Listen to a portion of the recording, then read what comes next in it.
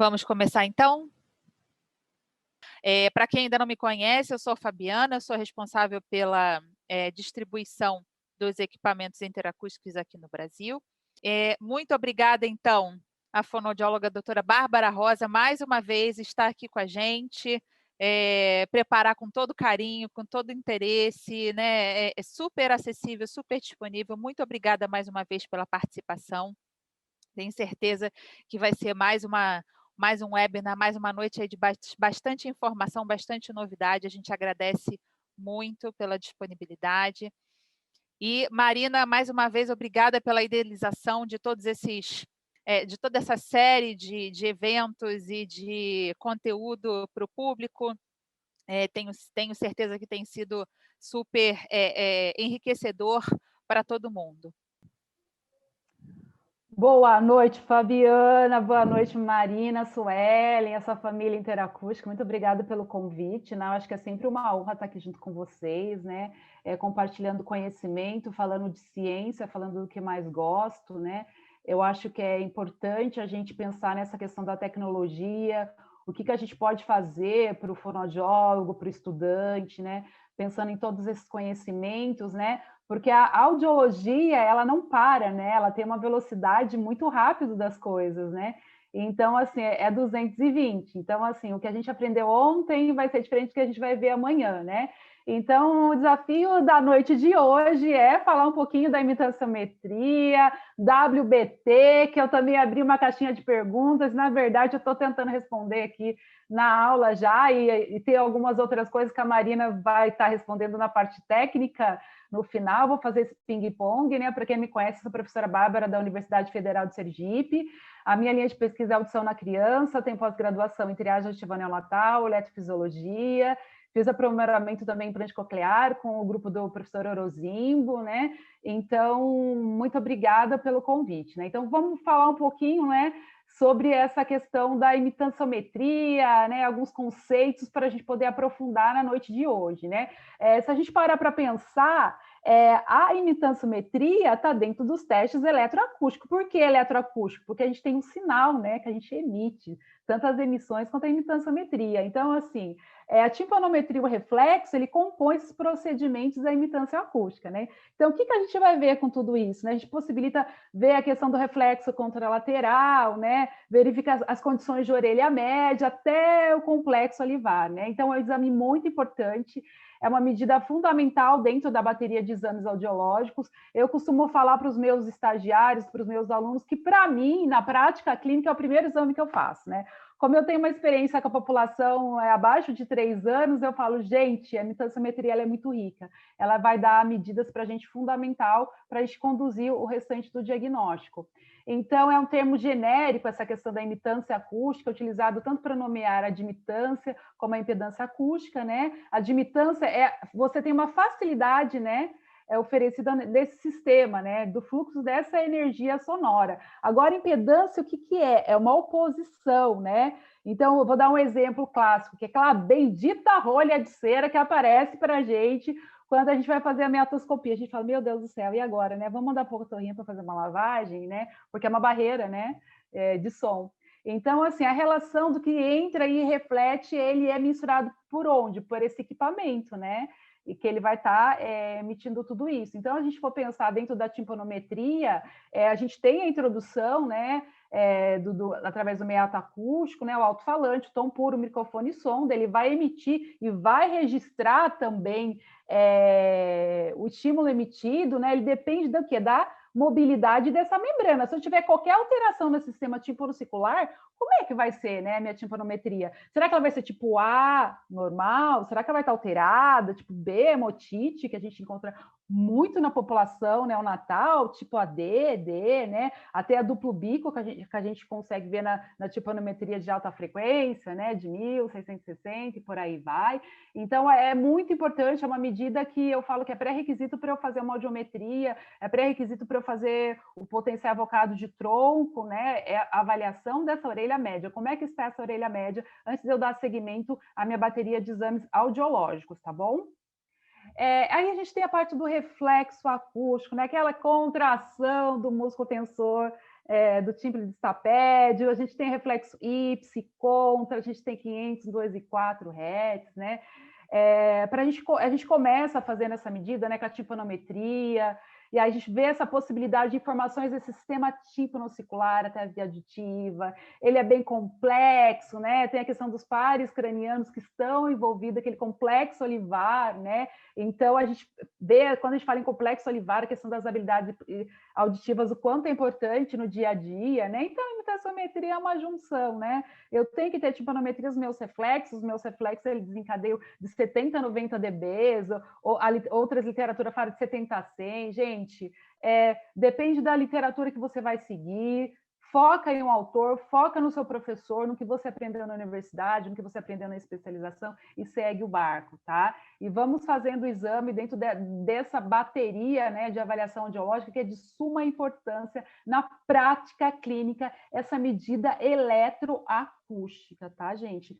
Então, pensando um pouquinho no cenário dessa noite, né, o que ele pode fornecer para a gente nessa medida que eu amo tanto? Meus alunos, meus estagiários falam assim, duas coisas que a professora Bárbara ama dentro da audiologia, né? As medidas, né, de imitância acústica e o potencial vocal do tipo de estado estável, né? Porque me conhece, as pessoas olham para mim, vai ver a carinha assim, parece que eu estou registrada, né? Com a medida de imitância, o que eu consigo ver? Eu tenho um diagnóstico diferencial, né? Será que eu tenho uma perda condutiva?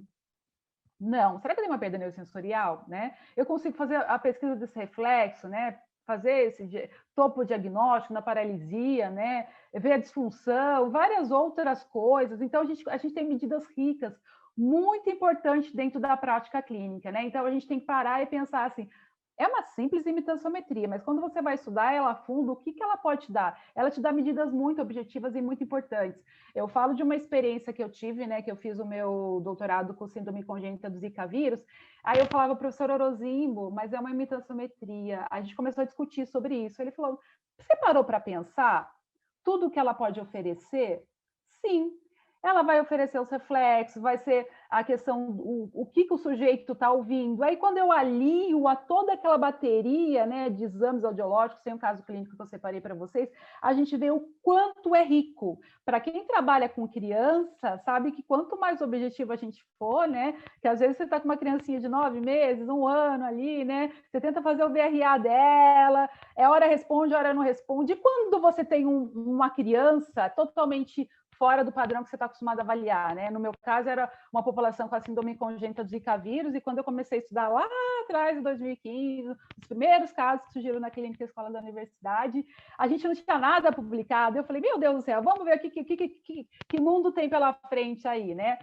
E a imitância acústica, o que eu falei dessa... é importantíssimo dentro da bateria de exame audiológico, né? Então, às vezes, assim como eu falo, é tão importante quanto as emissões autoacústicas, né? A gente pensa toda a bateria de exame, né? Audiometria, imitanciometria, emissões autoacústicas transiente, por distorção, é o princípio do cross-check, lembrando, sim, do nosso padrão ouro da audiometria, né? Nas diferentes idades, né? Acima de 6 meses, a questão de audiometria com reforço visual, nem todo mundo tem essa experiência, né, para condicionar, mas a gente aprende no decorrer, né? Graças a Deus eu tive uma excelente professora, a professora Doris, fiquei quase 10 anos com ela no SEAC, eu aprendi muito com ela, né? Então a gente consegue ter uma visão um pouquinho além, né? A gente pegava alguns casos complexos lá no SEAC. Mas é importante a imitaciometria, como eu já falei anteriormente, né? O que é capaz de medir, o que ele vai me dar de diagnóstico, né? O que vai me fornecer. Então, é fundamental a gente ter essas medidas. E se a gente for pensar dentro desse contexto histórico, gente, eu sou da época, eu não sei a Marina, mas eu sou da época de que eu não tinha nada digital na minha faculdade. Eu entrei na faculdade em 1997, né? Eu me formei final de 2001, né? Então, eu tenho 20 anos de formada. Imagina, né? 20 anos atrás, como é que eram os nossos equipamentos, né, gente? Era analógico. Era uma bendita de uma agulha que batia, a gente tinha que ir correndo anotar, né? E aí, graças a Deus, com os avanços da tecnologia, por isso que eu amo a tecnologia, A gente tem diversos equipamentos hoje disponíveis no mercado, né? Que é aquela questão automática. Então, assim, a gente começou os primeiros equipamentos na década de 50, né? Então, quanto foi evoluindo, né? Para quem acompanhou todo esse processo de evolução, né? Pensando na fonoaudiologia que foi reconhecida na década de 80, né? Então, assim, a gente evoluiu bastante ao longo desses anos. O que a gente evoluiu, né? Em 41 anos, né? 50 anos, e o que a gente vai evoluir daqui lá em 2030, 2050? Eu acho que vai ser assim, uma explosão de informações. Então, a gente tinha, né, o AT235, a gente tem ainda, e de repente, de alguns anos para cá, já tem bastante tempo, depois eu vou perguntar até para a Fabiana, né?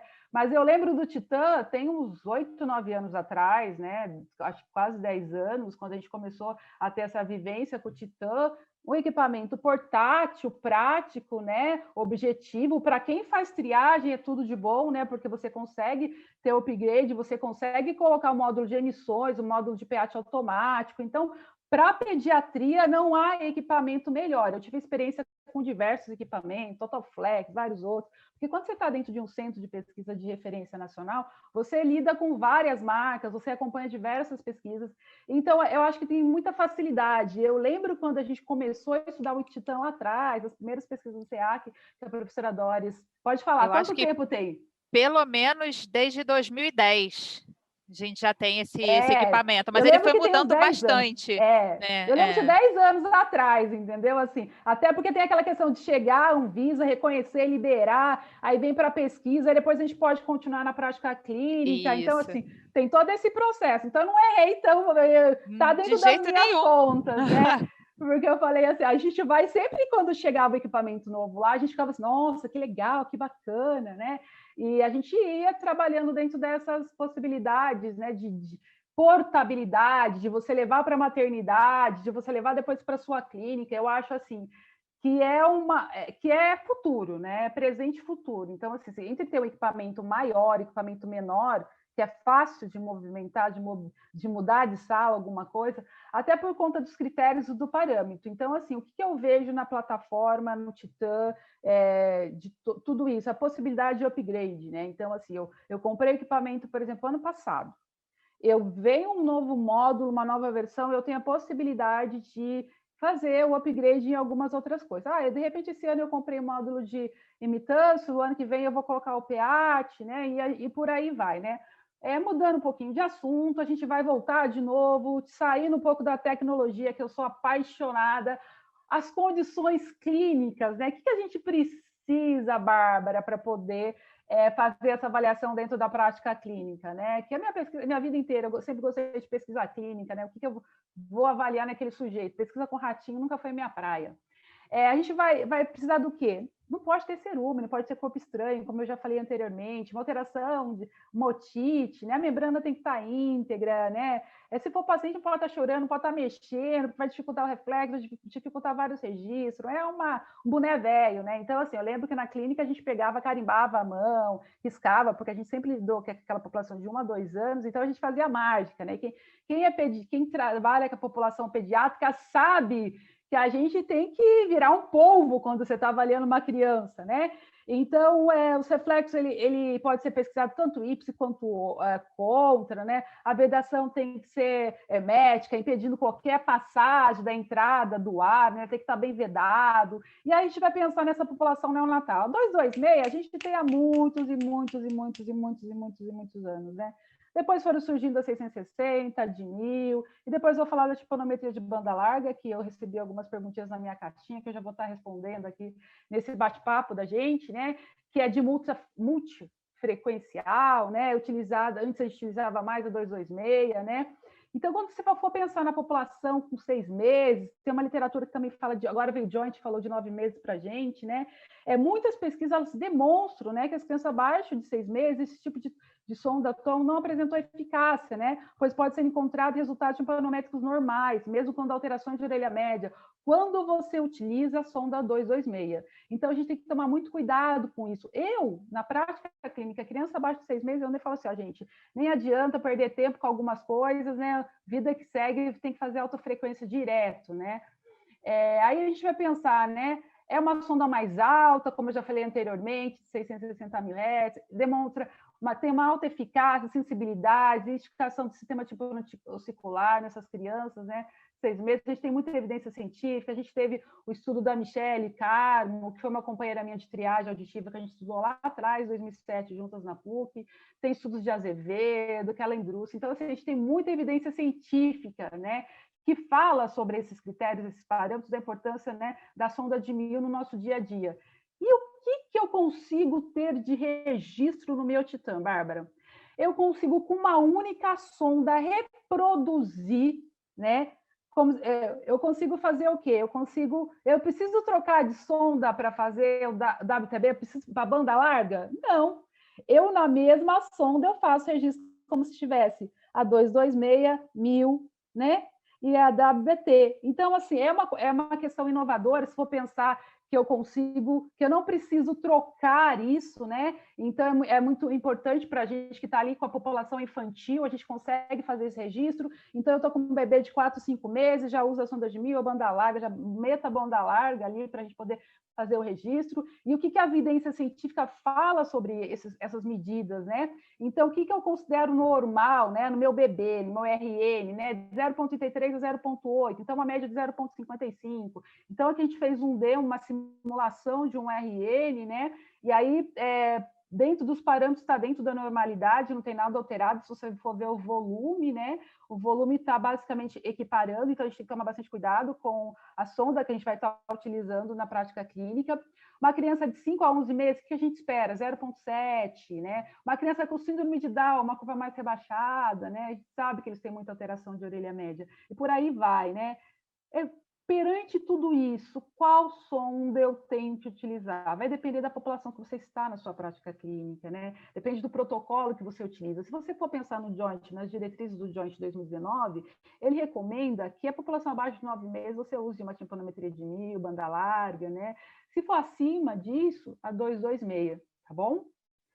E aí, como eu já falei, essa imagem tridimensional que eu tenho do meu timpanograma 3D, né? Então ele me deu uma visão assim espetacular, né? Principalmente quando a gente está pensando naqueles exames, quando está ali, né, com o bebezinho na barriga da gente, né? A gente pensa, né, gente, como é que era 20 anos atrás, como é hoje, né? Eu lembro quando eu fiz o ultrassom da minha filha, todos os exames de imagem e tal, eu não via nada. Hoje a gente vê a carinha praticamente perfeita do nosso bebê, né? Lá na barriga, durante a gestação. Então, hoje a gente tem um avanço tecnológico que eu consigo possibilitar ter uma imagem disso tudo, né? E eu consigo fazer o quê? Eu também tenho medida de absorvância. O que é absorvância? O próprio nome diz, eu estou conseguindo absorver, tá? Quantos por cento eu estou tendo de absorção disso, né? Então, eu vou estar falando um pouquinho para vocês.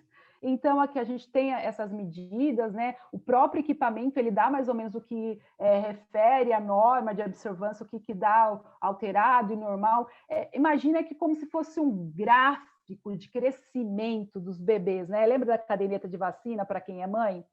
Você tem lá a questão da função altura-crescimento do bebê, né, da criança, né? Será que está normal, está dentro do padrão? Eu vou falar depois de uma pesquisa da Cibele, que foi espetacular, que foi feito na PUC de São Paulo, para vocês tentarem entender um pouquinho mais sobre essas medidas de absorvância. Então, assim, eu tenho uma timpanometria de banda larga, né?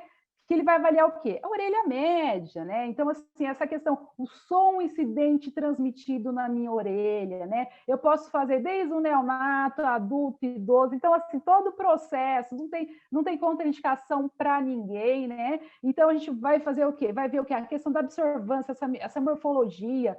Posso só usar com o bebê? Não, você vai ver o fluido da orelha média, uma desarticulação articular, várias outras patologias. Eu vou mostrar um vídeo aqui para vocês, a Marina vai mostrar um vídeo para vocês espetacular, que vocês vão ter uma ideia, vão entrar praticamente dentro do conduto do sujeito para observar o que pode acontecer. Então, a timpanometria, ela tem muitas vantagens em relação à timpanometria de banda larga, né? Eu tenho uma visão mais ampla, né? A faixa de frequência é maior e eu consigo ver diversas condições do orelhamento. Então, o que eu tenho nela? Eu tenho uma maior sensibilidade em pequenas alterações que você não conseguiria diagnosticar com a sonda de 1000. Então, se a gente for pensar, né, o que essa medida faz, como diz o Kef, que eu falo assim, eu sempre falo do Kef, quando eu falo de imitanciometria, eu acho que é um dos maiores pesquisadores no mundo que fala muito de tipanometria de banda larga, né? Então, assim, eu tenho aquela medida de absorvância e a energia absorvida através da orelha média, externa, então a gente tem a soma, né, desse som que é incidente, então eu faço essa medida. E como que eu faço essa medida? Que estímulo a gente utiliza? O chirp, que eu sou apaixonada pelo chirp. Então, a gente tem a família chirp, banda larga, o tom puro, a gente tem uma ampla faixa de frequência, variando de 62 a 13 mil, vai depender do seu equipamento, né? Na pesquisa da Cibele foi das mais baixas até quase 8 mil. Então, assim, vai depender da marca, do modelo, cada fabricante tem a sua pesquisa, tem sua plataforma, né? E a energia, o que eu vou estar fazendo? Essa energia absorvida na orelha média, eu posso ter o percentil de 0 até 100, né? Então, ele pode ter de uma total absorvância, o próprio nome diz, eu estou absorvendo aquele som, a nenhuma absorvância, tá? Então, eu vou pedir para a minha amiga Marina compartilhar o vídeo agora, para a gente navegar um pouco dentro desse universo, o que é a famosa WBT, que foi a questão que eu mais vi na minha caixinha de perguntas, e eu acredito que a Marina também viu, né? O que é isso, Bárbara? Welcome. We are Interacoustics, the global market leader in solutions for tympanometric testing.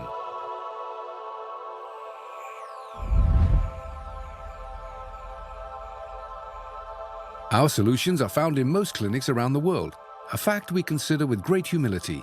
What we are fiercely proud of are our innovative solutions. 50 years of evolution and research into middle ear analysis has focused on refinement of existing procedures and technologies. What we present today is therefore nothing short of a revolution: wideband tympanometry. So far, the limitations such as using only a single frequency to test the middle ear have been tolerated, simply for lack of a better system. At Interacoustics, we started thinking about what it would take to advance the understanding of the middle ear. What was lacking? We've cooperated with the leading researchers in the field, and together we've developed a solution that provides more data and more accuracy. A single measurement is carried out that generates 3D tympanograms for all probe tone frequencies, and all this is presented graphically in one simple procedure. At first glance, this mountain of data may appear overwhelming, but in actual fact, all relevant information is easily accessible, immediately. Traditional measurements of the tympanic membrane and the middle ear's ability to transfer sound energy is limited to single frequency testing.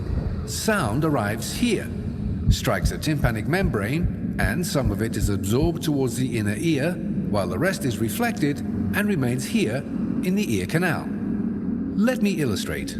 So far, technology has allowed us to examine single-frequency tympanograms at 226 Hz, or 1 kHz when testing infants.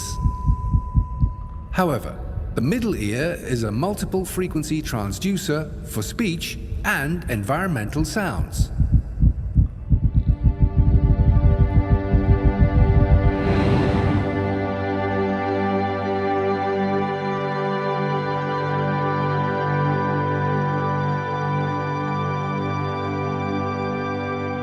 This is what we work with today.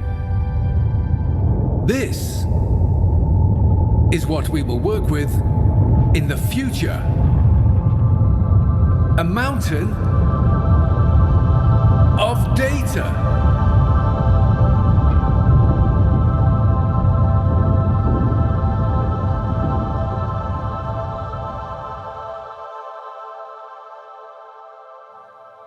Wideband tympanometry measures all tympanograms from 226 Hz to 8 kHz in a single fast pressure sweep, using the same procedure as classic tympanometry. Here, you see the tympanometric response to all frequencies in a normal ear. The mountain ridge is where we have maximum absorbance, just as we know it from tympanometric peak pressure in classic tympanometry. And here, you can directly see the middle ear's ability to absorb sound energy at tympanometric peak pressure or at ambient pressure. And for ease of evaluating this, a simple absorbance graph is available. Middle ear pathologies and abnormalities generate distinctive absorbance landscapes that are easily identifiable and detectable with wideband tympanometry.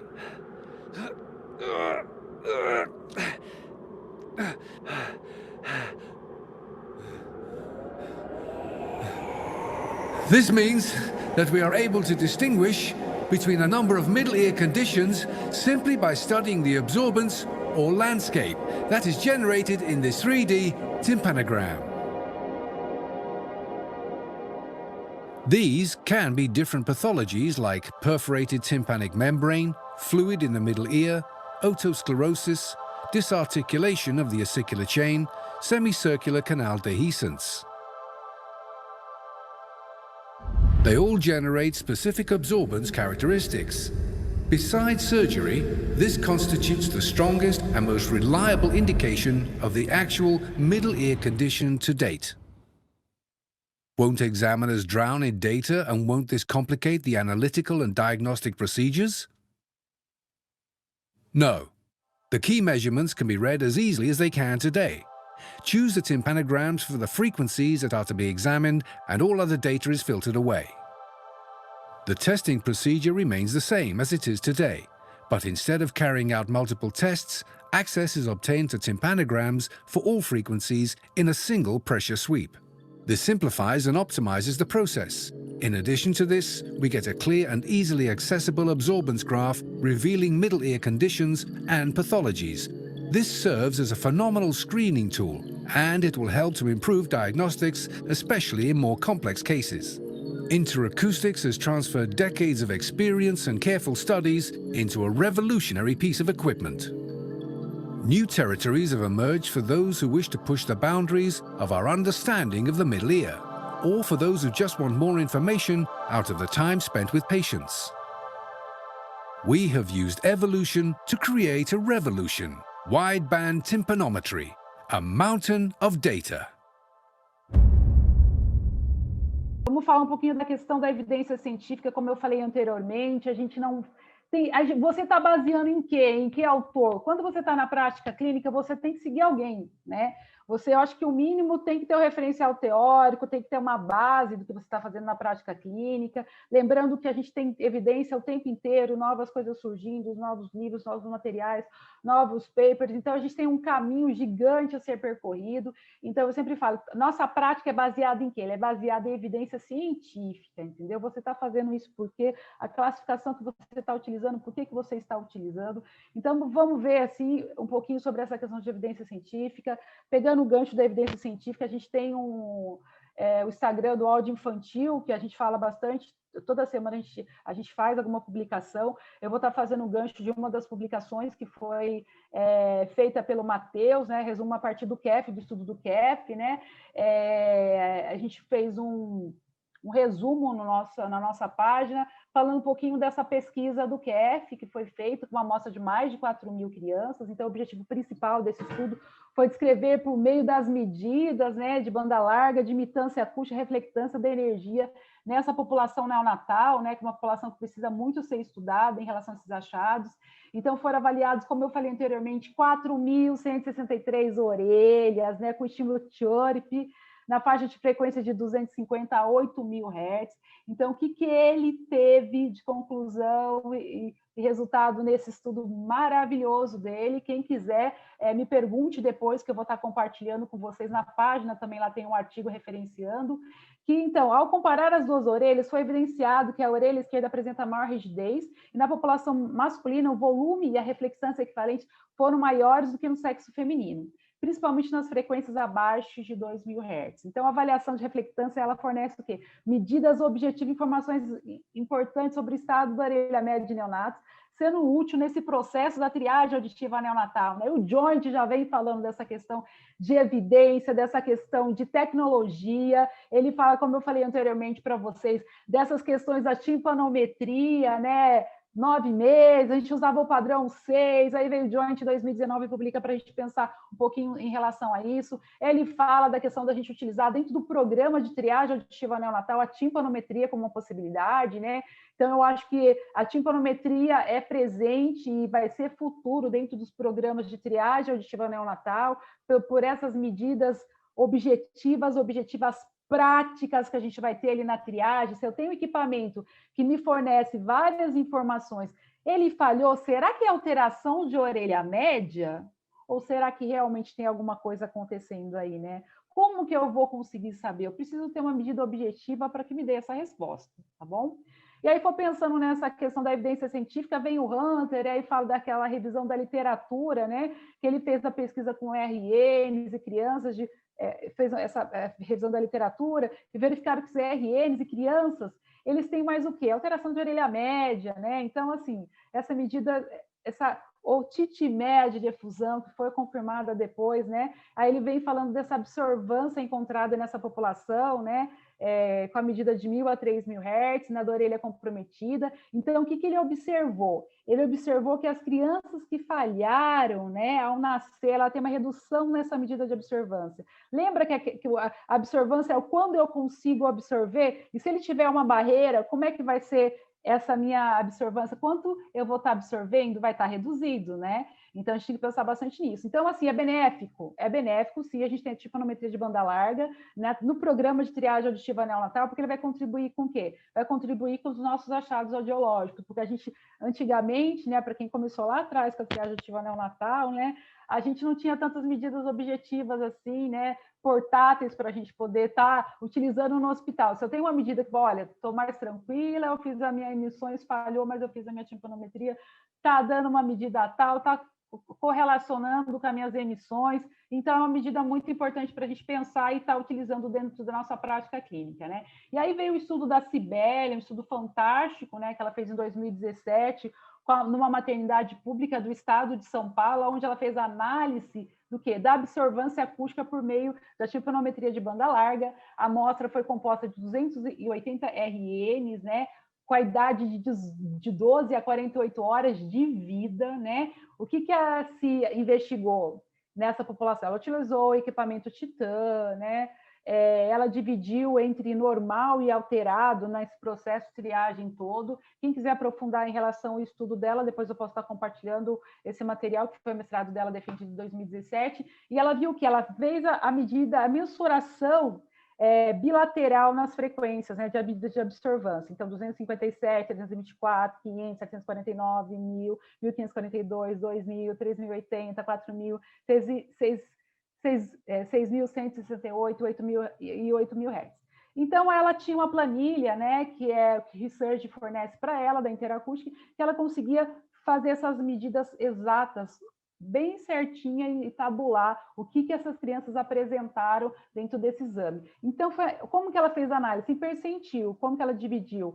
Percentil de 5, 25, 50, 75, 95, né? E aí ela fala muito status auditivos da orelha direita e orelha esquerda, normal, né? Exceto em 8.000. Então, o que ela observou na população, né? Ela fala até dessa possibilidade de você ter o primeiro quartil, né? O segundo quartil, o terceiro quartil, que seria 50%, que ela considera dentro da normalidade na maioria da população. Então, ela fez um trabalho muito interessante, se vocês quiserem aprofundar o conhecimento de vocês em relação ao percentil, pensando naquela questão da caderneta de vacina, como eu falei para vocês anteriormente, né? Então, a professora Doris, que era a orientadora dela, falou assim, Cibele, vamos pensar nisso como se fosse a caderneta de vacina, né? Então, o desenho da pesquisa dela foi delineado, assim, bem interessante, né? E aí, vamos ver o que ela concluiu nessa pesquisa, né? Da amostra dela, 92% passou nas emissões altoacústicas bilateralmente, e a média de absorvância encontrada, as menores absorvâncias foram encontradas em que população? As populações de 12 a 24 horas. Por quê? Porque é a população que tem mais alteração de orelha média, que tem o vernix, né? Lembra que a gente vai registrar, a gente vai absorver, se eu tiver uma barreira, vai impedir, vai diminuir, né, a minha absorvância? Então, aí ela fez o quê, né? Ela pegou esse percentil e estabeleceu como a mediana dos sujeitos analisados com status o quê? Normal. tá? Então, aí no mestrado dela, ela vai classificando percentil, primeiro percentil 25%, a mediana, que é a maioria, o que ela encontrou foi em torno de 50%, né, de observância. E aí, os valores de observância em percentil, o que ele vai possibilitar para a gente dentro da clínica, dentro do programa de triagem auditiva neonatal, né? Ele vai me dar os dados objetivos, dados práticos para eu correlacionar com a minha triagem auditiva neonatal, né? Ele vai me dar o quê? Como medida? Possíveis alterações de orelha média naquela faixa etária, que é uma população muito difícil, né? Da gente estar avaliando, e é achismo. A gente acha que falhou na triagem auditiva neonatal por alteração de orelha média por conta do vêntrico. Mas como que eu vou comprovar? Vai que depois, quando a criança volta para o meu reteste, é uma criança de baixo risco, depois a gente vai fazer o pH dela, o pH ausente, depois no final desse programa, desse processo de triagem auditiva neonatal, a gente descobre que aquela criança tem uma perda profunda, né? Então, que medida eu preciso ter? Eu preciso ter uma medida o quê? Objetiva, para eu falar. Eu posso achar que tem alteração de orelha média por conta do vértice. É o que a gente mais observa na população infantil. Mas você pode afirmar com certeza? Se eu tiver uma medida objetiva, né, uma medida eletroacústica, eu vou ter uma mensuração mais fidedigna, né? Pensando na sensibilidade da especificidade. Aí vem o Sanford, que também discute essa relação, né? O estudo dele, o que ele concluiu? Que as crianças que passaram nas emissões autoacústicas por distorção, o que elas apresentam? Como eu falei para vocês, maior absorvância dessa energia, né? Em relação àquelas que falharam na triagem auditiva neonatal, né? Então, você vê o quanto eu consigo absorver de energia e eu consigo correlacionar com essas medidas, né? Com as emissões autoacústicas. Então, aqui eu vou descrever um pouquinho rápido para vocês em relação ao estudo que eu fiz com Zika vírus. Eu vou focar no achado clínico que eu vi da timpanometria. Foi uma população de 11 crianças com síndrome congênita do Zika vírus. A criança fez, uma criança de 2 anos, sexo feminino, passou pelo otorrino, fez a miatoscopia, toda a entrevista, todo aquele processo de avaliação, PA, TVRA, emissões autoacústicas, imitanciometria, estado estável. Só que essa criança em específico, ela me veio com um achado na timpanometria que me deixou intrigada. Eu faltei revirar ela do avesso, né? Na verdade, eu fiz algumas medidas com ela em alguns tempos. No mês 7, em março, no dia 7 de março de 2017, eu fiz o exame dela, a bateria de exames, a emissões autoacústica transiente por distorção e imitanciometria. Depois eu repeti de novo no dia 13/10, tirando a parte eletrofisiológica, audiológica que eu já tinha feito da questão da audiometria. Ela me vem com uma curva rebaixada, a R, a S, dependendo da classificação que você vai ver. Uma emissões normais, né? A estabilidade de sonda estava tudo normal. Eu falei, meu Deus do céu, e agora? Como é que eu faço com essa criança? Eu nunca peguei um caso desse, na literatura ninguém me falava. Eu ia para a parte eletrofisiológica dela, tudo dentro da normalidade. A audiometria dela, bonitinho, né? A audiometria com reforço visual, belezinha, respondia, tudo certinho. Eu fiz o chirp com ela, LS, fui tentando revirar ela do avesso para ver se eu conseguia alguma informação, discutir o caso com o otorrino na época, rever, vai monitorar, pode ser questão do tamanho do conduto, questão de ser micro, como a gente não tinha o exame de imagem, foi complicado, porque a gente estava dentro de uma universidade pública, né, e para quem participou daquele processo de Zika vírus, foi um boom, e a gente teve muita dificuldade durante todo esse processo, né. Para quem não sabe, as crianças com Zika vírus, elas têm artrogipose. O que é isso? É problema nas articulações, gente. Só que eu não encontrei nada na evidência científica que eu pudesse justificar isso, né? Então, se eu tivesse uma timpanometria de banda larga lá no Hospital Escola naquela época, será que eu não teria alguma medida maior, ampliada dessa criança internamente, né? E monitorar? Aí vem eu sofri um acidente em 2018, eu fiquei afastada, em 2019 voltei para a universidade, tinha que reavaliar a criança, veio a pandemia, e a gente está, assim, monitorando a criança, mas eu quero fazer uma timpanometria de banda larga para ver o que eu vou conseguir diagnosticar essa criança, né? Porque dentro dos exames, da bateria de exames audiológicos, ela não tinha nada, tá bom? E o que eu vou pensar no meu futuro dentro dessa evidência científica? O que ela me fala? Como eu já falei para vocês anteriormente, né? O chirp, eu já falei na webinar de emissões autoacústicas desse estudo, né? Que a gente conseguiu avaliar no estudo realizado por Garines, né? Ele avaliou essas medidas, né? De absorvância de orelha média em pacientes com medicações ototóxicas, indivíduo com fibrose cística, né? Uma amostra de 154 sujeitos com fibrose cística, com média de idade de 32 anos, e fizeram toda a bateria de exames audiológicos, fizeram timpanometria de banda larga, emissões autoacústicas por TIORP. E aí, o que a gente tem, o que ele concluiu, né, com esse estudo dele? Ele observou que as medidas de absorvância elas são importantíssimas, e aliadas às emissões autoacústicas é fundamental para esses pacientes que fazem uso desses tipos de medicações ototóxicas, que pode levar a flutuação, né, na função auditiva, né? Então, é mais uma coisa para a gente utilizar dentro da prática clínica. Então, só com bebê a gente vai utilizar, só nesses casos difíceis, como você me falou, da questão do meu caso clínico lá, da criança com síndrome congênita do Zika vírus, que foi um abacaxi. Não, ele vai ser utilizado dentro da prática clínica, dentro da rotina, para outras questões também, como eu falei para vocês, né? Dessas questões que tem alteração de flutuação, de outras patologias. Então, assim, esses resultados desse estudo é animador, por quê? Porque ele mostra a possibilidade de você avaliar o paciente na beira do leito, como eu falei para vocês, gente. A gente não tem como colocar o paciente dentro de uma cabine, né? Se ele está paciente acamado, o paciente está lá usando medicação, está tendo flutuação, o que a gente pode fazer? A gente pode monitorar ele com a timpanometria de banda larga junto com as emissões autoacústicas, né? Então, para depois, quando ele estiver alto, quando ele estiver bem, para a gente poder correlacionar os achados de audiometria, tá bom? Então, como eu falei anteriormente, gente, é para utilizar, eu acho que vai ser presente, vai ser futuro. Quem puder, pense fora da caixinha, né? As medidas de absorvância, o que eu posso ter de medida com o meu paciente na prática clínica, o que pode facilitar a minha vida, né? Então, eu acredito que é presente, que é futuro, a gente tem muita evidência científica sobre absorvância, tanto no Brasil, fora do Brasil, o QF já estuda isso há mais de 18 anos, né? Então, a gente tem longos estudos do QF. E uma outra coisa importantíssima que eu sempre falo em todas as minhas aulas, webinars da vida, calibração dos equipamentos, gente, tem que ser anualmente. Lembra da medida da resolução do Conselho Federal de Fonoaudiologia de 2018, que vem falando dessa questão da obrigatoriedade da calibração. O Joint também fala dessa importância da calibração. E a gente também tem as medidas de biossegurança. Eu sei que está todo mundo preocupado nesse momento, está afetando todos os nossos serviços de norte a sul do país. Vamos se cuidar, vamos usar máscara, as medidas de biossegurança, fazer a limpeza do nosso equipamento com álcool isopropílico, né? Entre um paciente e outro, usar o plástico filme, embalar os nossos equipamentos e proteger. Então, vou parar aqui a minha apresentação para a gente poder voltar. Passo para você, Má, a bola é sua. Vamos lá, então. Muito obrigado, professora Bárbara, por ter dado essa aula excelente para a gente hoje.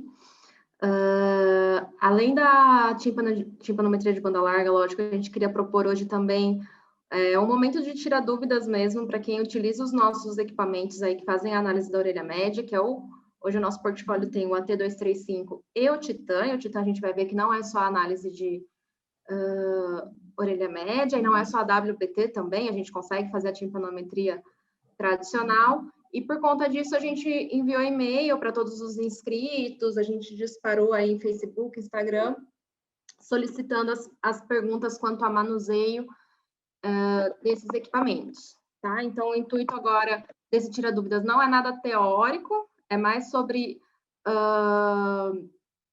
o manuseio, né, como utilizar aí esses equipamentos, e a gente vai responder essas perguntas. Chegaram muitas perguntas, inclusive perguntas teóricas, a gente separou as perguntas, e teve várias perguntas que foram iguais, então a gente separou aí as perguntas, principalmente que envolvem manuseio pelo próprio protocolo, de personalização, e eu fiz vídeos com os equipamentos para ficar de uma forma mais prática, para vocês entenderem como que é essa utilização. Eu vou compartilhar aqui com vocês. Então, vamos lá. Bom, para quem não me conhece, eu sou Marina, tá? Eu sou fonoaudióloga responsável aqui por treinamento e suporte clínico na Interacoustics. Então, uma pergunta, é possível imprimir os resultados do AT235 sem o software? O AT235, ele vem em duas versões, AT235 e AT235H, que é uma versão mais completa. E para ambas as versões é possível adquirir o software, que é o módulo Sync, para fazer a sincronização do AT235 com o computador, passar todos esses exames para o computador e poder fazer um protocolo personalizado de impressão e imprimir no computador. É um software que é comprado à parte, ele não acompanha o equipamento, mas sim, a gente tem a opção de imprimir também sem o software, tá? A gente precisa de uma impressora térmica, que é a MTP3. Ela vai ter que ser conectada via USB aqui na parte traseira do AT235, que é essa entrada número 3, tá?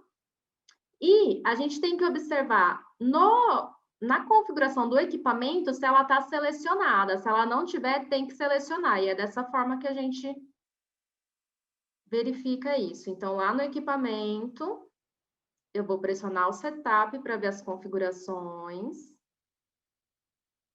Eu vou nas configurações do instrumento e eu vou ter ali, ó, a informação de impressora. Ela já está selecionada, MPT3. Se ela não tivesse, era só a gente selecionar com a chave rotatória para poder fazer essa impressão sem o software.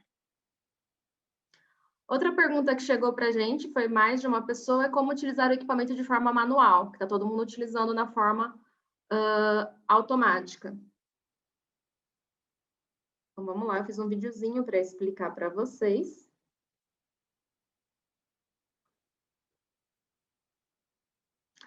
Eu vou em Setup, então vejam que o procedimento é sempre o mesmo para acessar o Setup. Vou selecionar a segunda opção, que é para minha imitanciometria não começar assim que vedado, e eu que vou dar o comando para ela iniciar. Quando eu passar para os reflexos, eu tenho que clicar em manual, que vai estar ali na tela, e aí eu vou poder fazer de forma manual, eu posso escolher qual é a frequência, qual é a intensidade, posso adicionar estímulo, remover estímulo, ter um cuidado maior com quem tem recrutamento, enfim. Consigo fazer da forma manual, não preciso fazer tudo automático. Então, a gente tem que sempre tomar o cuidado para ver se naqueles botões de luz de LED está selecionada a TIMP e o reflexo, e sempre acessar o menu pelo setup com a roda giratória. Outra pergunta que chegou é como acessar um exame que já está salvo. Então, é mais uma questão aí de manuseio.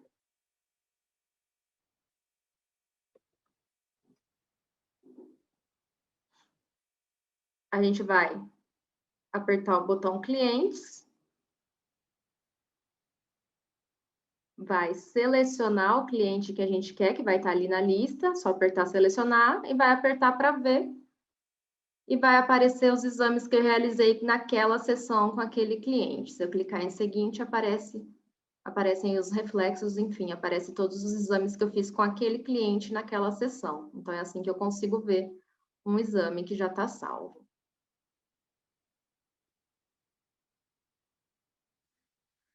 Como aumentar a intensidade para mais de 100 dB nos reflexos acústicos e como inserir a frequência de 4 kHz nos reflexos acústicos. Então, o protocolo do AT235 ele vem sem a frequência de 4 e a gente costuma fazer, muitas pessoas me perguntam como que a gente vai inserir essa frequência de 4 e como aumentar a intensidade. Então, vamos lá.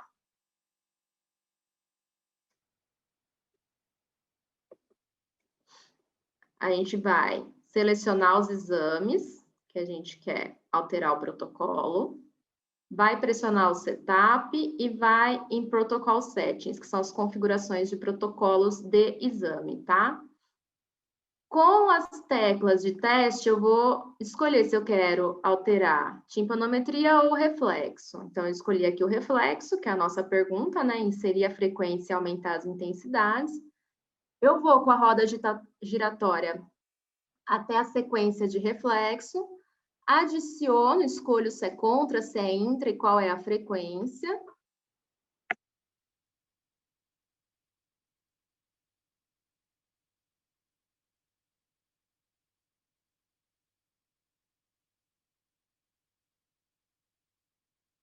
E consigo também, dentro de cada uma dessas frequências de ipsi-contra que eu adicionei, colocar o quanto eu quero de nível de parada. Então, sim, dá para ir além de 100 dB, ó.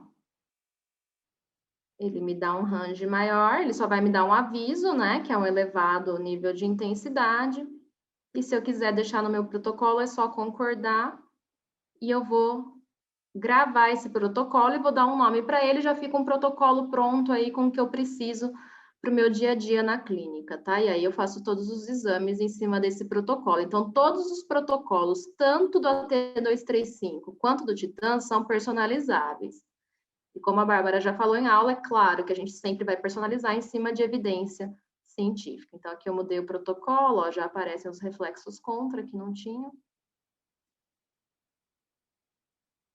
Então, sanando mais uma das dúvidas que chegou por e-mail para a gente.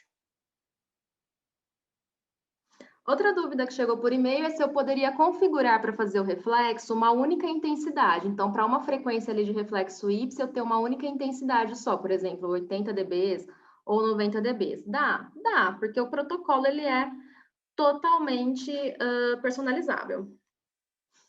Então, a gente vai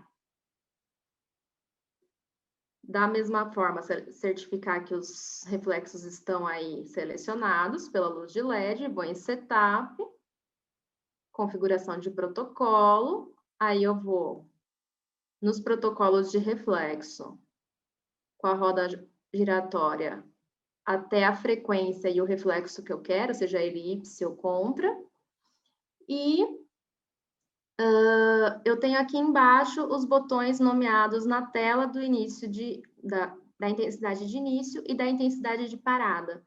E aí é só eu pôr a mesma intensidade para ambos, e aí só vai ser realizada realmente uma intensidade para aquele reflexo e para aquela frequência, tá? Então, é super personalizável também, dá sim para fazer dessa forma.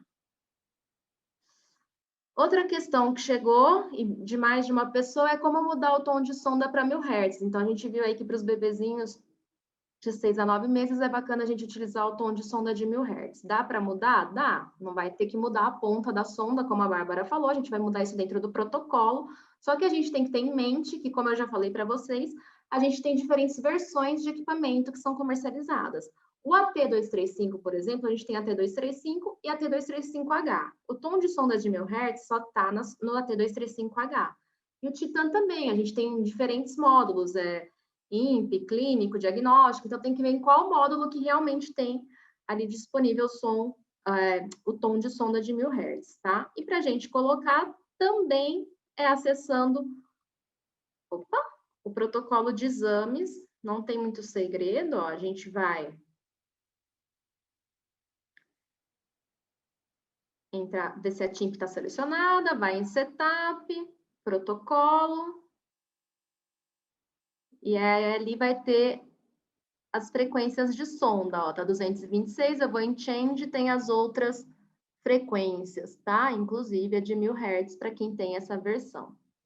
É só eu deixar ela selecionada no protocolo para poder realizar os exames. Se quiser já nomear como protocolo bebês, enfim, como ficar mais fácil aí para vocês no dia a dia clínico, dá para deixar esse protocolo já pronto. Me chegaram várias perguntas também sobre reflexo. Se vai considerar aí o critério de sensibilidade acima de 0,3, 0,5. No Titan a gente consegue desde 0,2 até um mais robusto. E qual que a Interacoustics recomenda? A gente tem aí que ter em mente que quanto mais baixa essa sensibilidade, mais sensível vai ser o meu teste, mais artefato pode entrar nesse reflexo, né? Então, geralmente, a gente recomenda ali entre 0,3 e 0,5. A gente consegue mudar isso também no protocolo, tanto para T235 quanto para Titan. E uma pergunta que chegou também é como ter certeza que é um reflexo ou um artefato. O equipamento, seja ele o AT235, Titan, qualquer marca, ele vai detectar aquele reflexo a partir de algoritmos, né? É lógico que tem que ter o olhar clínico do fono, a morfologia daquele reflexo, tem que acompanhar o paciente, orientar bem o paciente que ele tem que estar quietinho durante aquele reflexo, prestar atenção se ele não deglutiu de repente, falou, ou teve qualquer outra ação que possa interferir realmente como artefato no meu reflexo acústico. Então, aqui, ó, para vocês verem como que a gente muda esse critério de sensibilidade, também é em protocolo, por isso que eu falei que a maioria das questões vinham para protocolo, então a gente vai selecionar os reflexos, setup, configurações de protocolo, vai com a roda giratória até a sensibilidade, e em change a gente tem as diferentes sensibilidades, tá? O Titan tem um pouquinho mais de sensibilidade do que o AT235, mas a de 0.3 e a de 0.5, que são as mais usadas, tem em ambos.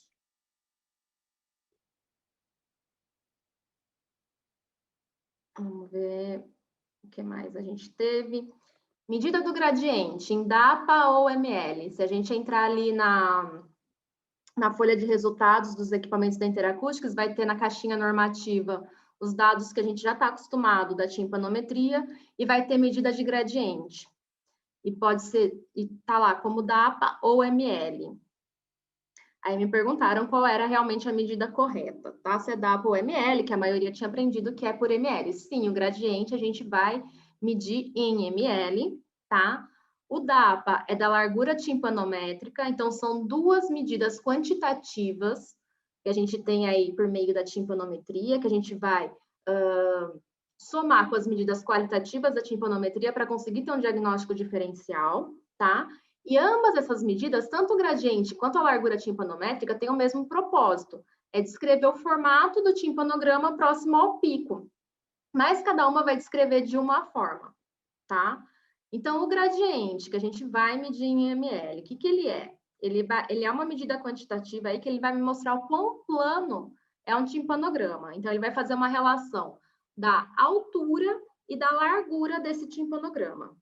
E como que a gente determina esse gradiente? A gente vai traçar uma linha horizontal no ponto onde a largura do timpanograma é de 200 DAPA e vai medir essa altura do pico sobre essa linha que a gente vai chamar de AP e a altura total do pico até a base, que a gente vai chamar de AT. E o gradiente ele é determinado pela divisão de AP e AT. A literatura mostra aí, et al. Mostra que gradientes menores que 0,2 é indicativo de fluido em orelha média, tá? Então, esse é o gradiente realmente em ml. Porém, a gente pode medir também largura timpanométrica, e essa é em DAPA, só que na folha de resultado está escrito gradiente, tá? Então, o que é a largura timpanométrica? É a largura na pressão de timpanograma, na metade da altura até o pico da base, tá? E a gente determina ela em 4 passos. A gente tem que determinar o valor da admitância estática, então da altura do pico até a base do timpanograma, vai medir metade dessa admitância acústica e vai desenhar uma linha horizontal de modo que intercepte aí ambos os lados do timpanograma e vai traçar as linhas verticais desses pontos de interseção até o eixo do X no gráfico. A distância entre essas duas linhas é o que a gente chama de largura timpanométrica e é a medida que vem em DAPA, tá? Normalidade dela, 50 a 110 para adultos e 60 a 150 DAPA para crianças na pressão de 200 DAPA, tá? E a literatura indica que uma largura timpanométrica maiores, né, larguras timpanométricas maiores que esses valores, são indicativos de efusão da orelha média. Então, tanto o gradiente quanto a largura timpanométrica, elas são medidas quantitativas, elas são informações que vêm a mais aí no nosso timpanograma para a gente ter um diagnóstico diferencial. Só que ambas estão no mesmo lugar da caixa normativa. Então, muitas pessoas me perguntaram por que estava em DAPA se o gradiente não é em DAPA, tá? Então, vocês podem escolher qual é a medida que vocês vão utilizar para verificar isso, se vai ser o gradiente ou se vai ser a largura timpanométrica. E aí é lógico que vai mudar de DAPA para ml e vai mudar a referência, como vocês viram. E também é dentro do protocolo, tá? Então, vou mostrar para vocês aqui onde é que muda. Eu acho que default de fábrica tá vindo DAPA, se eu não me engano, né? Tá vindo largura timpanométrica. Então, a gente vai apertar Setup, protocolo, na TIMP, e aí ali vai ter o gradiente e a caixa normativa. Se eu deixar como pressão, vai ser a largura timpanométrica, e se eu deixar como compliância, vai ser o gradiente em ml, tá? O meu tava DAPA, e agora eu mudei aqui para vocês verem, ó, aqui embaixinho, na minha caixa normativa, vem o gradiente em ml. Me perguntaram também qual é a que a Interacústicos recomenda, não tem uma recomendação, tudo que a gente faz é sempre baseado em evidências científicas, então vocês têm que seguir aí na rotina clínica de vocês, em relação às evidências que vocês estão acostumados e confiam, enfim. Eu mostrei todas essas funções, essas perguntas no AT235, que é feito de forma manual, então eu tenho que colocar a câmera separada do equipamento para gravar para vocês. E agora eu vou mostrar todas essas funções e resolver todas essas questões no Titan. O Titan, como vocês viram na foto, ele é um equipamento portátil. Eu consigo realizar o exame direto nele ou através de software no computador. Porém, as configurações, essas alterações de protocolo, eu tenho que fazer no software do computador, tá? E depois eu passo para o Titan, se eu quiser operar o Titan de forma manual ali no próprio equipamento e não no computador. E como que eu vou resolver essas mesmas questões no Titan? Vocês vão ver que a carinha do software, ela é muito parecida com a carinha de todas as funções que a gente fez no AT235. Nisso a Interacústicas ela é bem boazinha, que ela deixa todos os equipamentos muito parecidos, então a gente consegue pegar o jeitinho de fazer a configuração. Então eu vou em protocolos, posso criar um novo protocolo se eu quiser, posso alterar protocolos já criados, eu vou criar aqui um de TIMP de reflexo.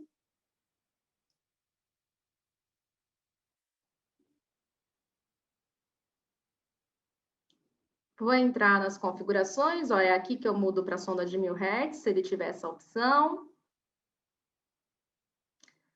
É aqui que eu escolho se meu gradiente vai ser gradiente ou largura timpanométrica. Para os reflexos, é aqui que eu escolho a sensibilidade, ó, então vai de 0,2 muito sensível até 0,08 robusto.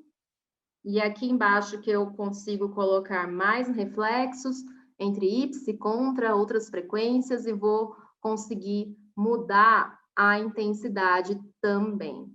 Tá? Então, vocês estão vendo aqui, eu estou fazendo a criação de um protocolo de TIMP de 226 Hz e com reflexos Y contra de 500 a 4, tá?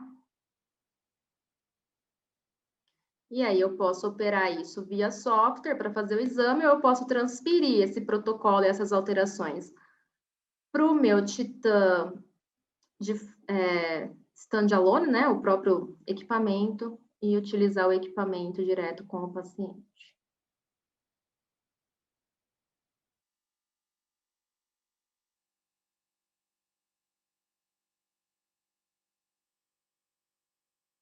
Aí aqui também, ó, ele me dá um aviso, mas dá sim para colocar acima de 100 dB. O critério de parada de intensidade, tá? Tanto para o contra quanto para o Y.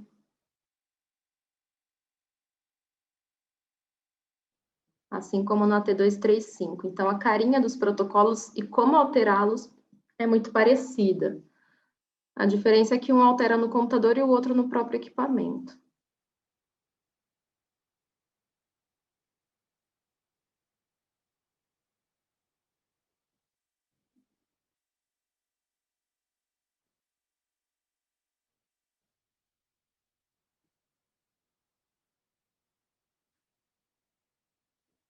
A outra questão era a intensidade única, né, para cada frequência, também dá da mesma forma. A gente vai alterar o protocolo de reflexo e vai colocar a intensidade de início e a de parada com o mesmo número, na mesma intensidade. Dá tanto para o Y quanto para o contra, assim como a gente viu no AT.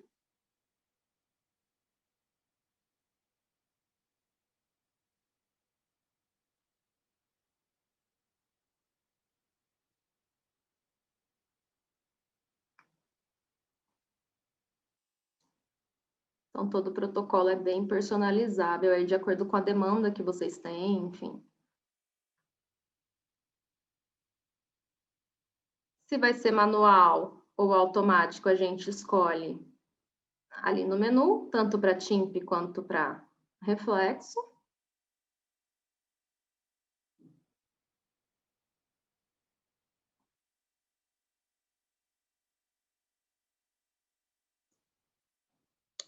Outra pergunta que chegou é se o Titan só faz a timpanometria ou se ele tem outras funções e como que eu consigo habilitar essas funções. Então, o Titan, como a professora Bárbara falou, ele é um equipamento assim, muito bacana, porque ele é totalmente modular e o que chega de upgrade da indústria para ele, eu consigo colocar, tá? E ele tem, sim, outras funções além da timpanometria. A gente vai ver quais são esses módulos que me perguntam, na pergunta, eu não lembro agora o nome, mas era um homem, ele me perguntou quais são os módulos e como que eu habilito. Então, vamos ver aí quais são esses módulos que o Titan tem. Opa!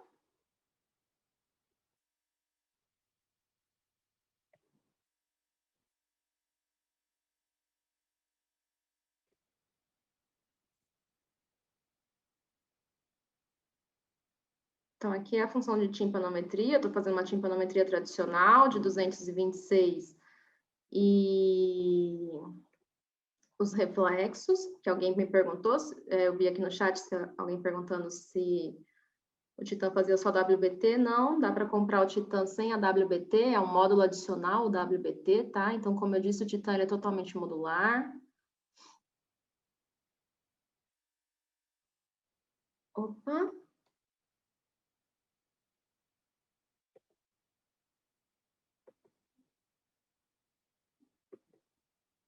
Aqui ele está fazendo uma imitanciometria tradicional, né?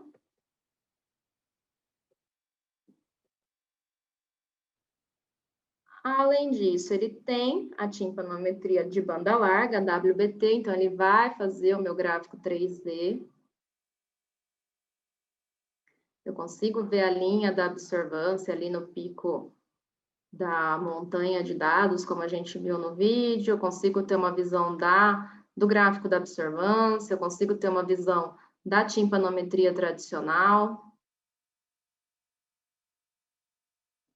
Eu consigo ver os diferentes timpanogramas que são gerados, de 226, de 1000, o próprio WBT, aqui a absorvância, o que é esperado e o que ela está dando. Além disso, eu tenho um módulo de PAT automático, então o Abris, que vai ser um passa-falha, tá? É realmente uma triagem. Que é bem simples também de realizar. Então, para um programa de triagem é muito bacana esse equipamento.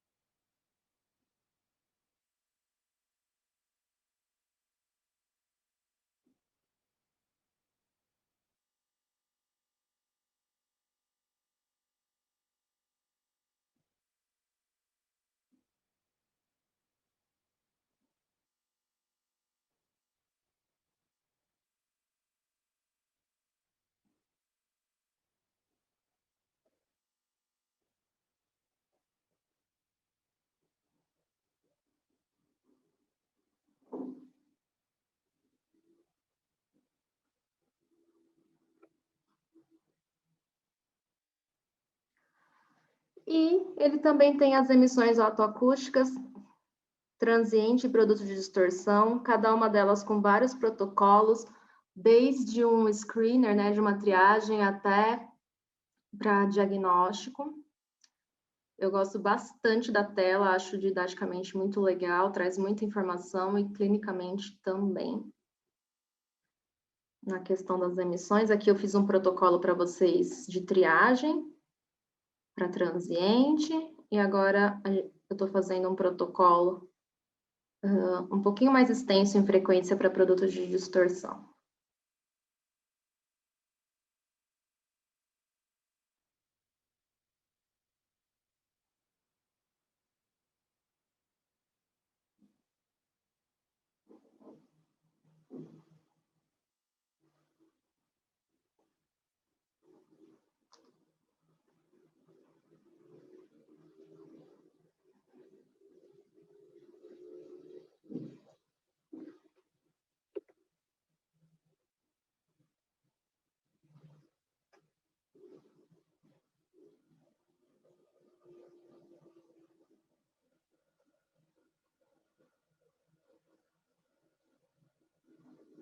A gente já teve uma aula super bacana de emissões com a professora Bárbara, acho que logo sai no nosso YouTube. E a outra função, que a gente também já teve uma aula com a Fabiana Daniele, da Oticon Medical, é o reflexo elétrico do estapédio, tá? Para o pessoal aí do implante coclear. Então, são essas as outras funções do Titan, ele é modular. Quem tiver interesse em conhecer os módulos, como que vai colocar cada módulo, é lógico, a gente tem que comprar o módulo para poder adicionar, é feita toda a calibração pelo laboratório, enfim, mas a Suelen, que é do comercial, ela está aqui, ela pode explicar melhor para vocês depois, quem tiver interesse, o que contempla cada módulo e como que a gente faz esse upgrade, tá? Mas são essas as outras funções do Titan. A outra pergunta que chegou é de quanto em quanto tempo realizo a limpeza da sonda. Não existe um tempo certo, até cheguei a perguntar no laboratório se eles preconizavam algum tempo. Não, sempre que for necessário, se ela tiver com cera ou com vernix.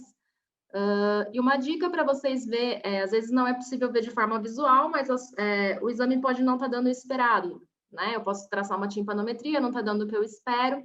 Eu posso conferir se essa sonda está funcionando ou não e se isso pode ser sujeira, tá?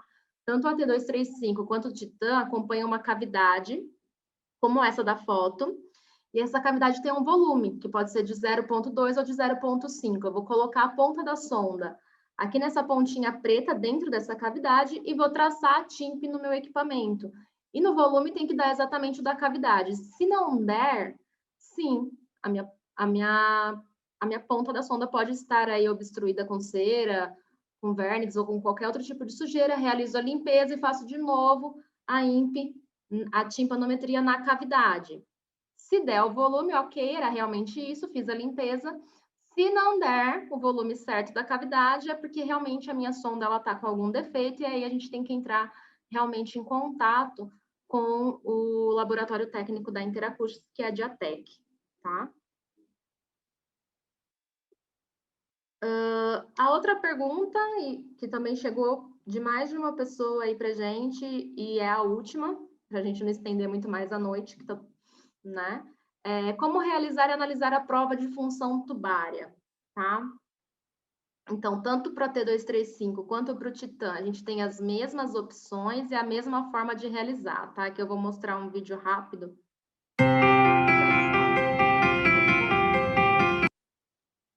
Então, eu vou realizar em não perfurada, vou vedar a orelha do meu paciente, vou dar o start. Ele vai traçar a TIMP e aí ele vai me dar um aviso.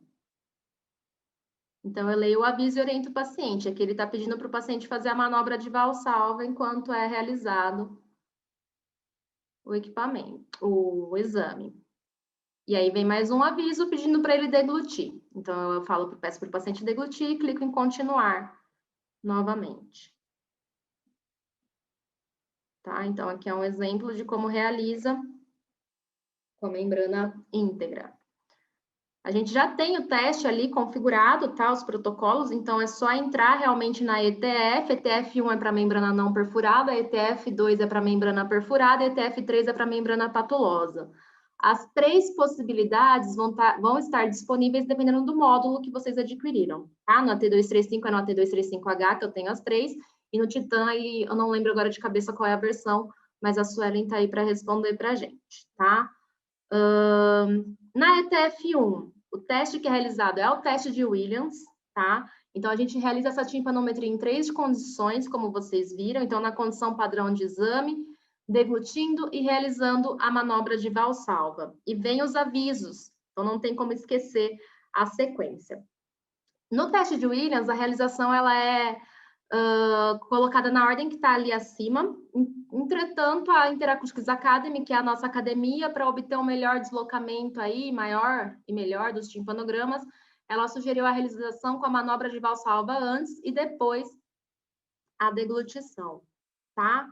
E para a gente interpretar, a pressão ela deve se tornar negativa na deglutição e positiva na valsalva para confirmar o bom funcionamento da tuba, tá? Caso a pressão se torne negativa ao deglutir, mas não se torne positiva na valsalva e vice-versa, a gente tem uma tuba aí parcialmente prejudicada e se não houver nenhuma mudança de pressão, a gente tem uma tuba auditiva totalmente prejudicada, anormal, tá? Então, aqui é um exemplo de um resultado normal. E aqui com uma disfunção tubária completa. Em relação à ETF2, lembrando mais uma vez que tem que ver qual é a versão do equipamento que ela vai estar disponível, que é a membrana perfurada, a gente faz a manobra de Toynbee, tá? Então, o equipamento ele vai aumentar a pressão para abrir essa tuba auditiva e, em seguida, ele registra a pressão da orelha média cada vez que o paciente deglute, tá? Então, a gente vai pedir para o paciente deglutir de forma severa para o equipamento ir registrando essa pressão que é registrada por etapa, tá? No final do teste, essa pressão deve retornar ali para próximo de 0, tá? Então, aqui a gente tem um resultado normal. E aqui da disfunção tubária. E por último, a ETF3, que é a membrana patulosa, vai ser um teste da linha de base da impedância.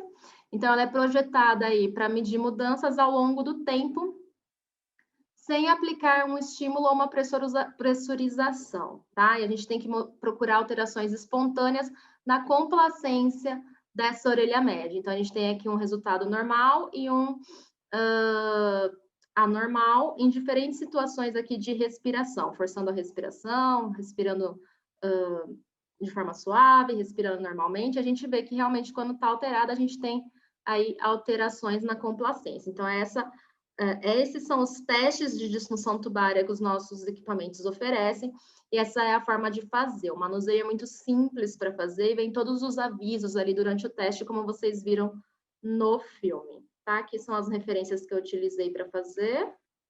Se vocês tiverem dúvida, tá aqui meu e-mail, é mnpa@interacoustics.com, a gente pode discutir. Eu selecionei, como eu disse, as perguntas que estavam mais relacionadas realmente a manuseio, que era esse o propósito, não era teoria. E é isso, pessoal.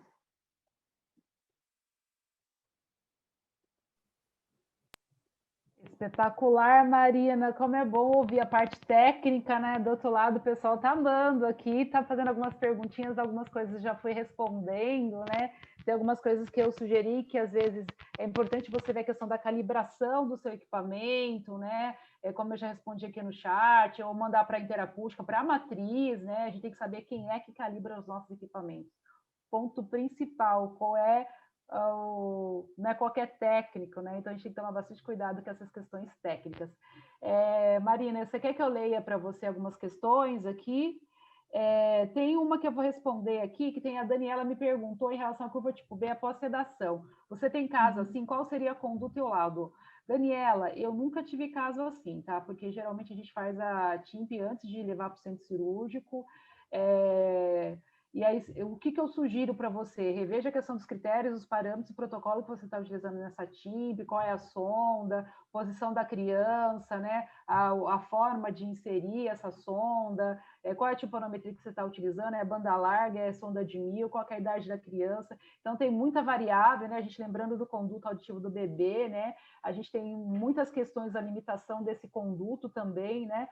Qual seria o laudo? Se o meu objetivo maior é a questão do PEAT, geralmente quando a gente manda para fazer sedação, a gente vai fazer um PEAT, uma frequência específica, estado estável, uma criança que já está no processo diagnóstico, né? Eu sugiro alguns exames adicionais quando você tiver esse tipo de laudo. Como eu falei para você, eu, no caso da criança com síndrome congênita do Zika vírus, eu tive uma curva R, AS, depende da classificação que você for utilizar. Eu falei, opa, peraí, deixa eu fazer emissões transientes para distorção retestada daqui 3, 4 meses e fazer o cross-check, né? A gente toma bastante cuidado em relação a isso, tá? Uma outra pergunta da Marília, ela perguntou em relação à questão da observância, se pode ser uma medida auxiliar no monitoramento da toxicidade. Pode sim, Marília. Me manda um e-mail que eu vou te mandar esse artigo na íntegra, que eu falei aqui no final do webinar. Eu acho que vai ficar mais claro para você, tá? E eu acho que vai ser interessante você ler. Vou devolver para a Fabiana e para a Marina. E parabéns, Marina, espetacular a sua aula. Obrigada, eu que agradeço a atenção de todos. Vocês estão aí com o meu e-mail, qualquer dúvida que tiver em relação aos nossos equipamentos é só me mandar, pessoal. E agradeço por todos terem ficado até agora com a gente na noite de hoje. Muito obrigada a todos, obrigada, Bárbara, obrigada, Marina. Até a próxima.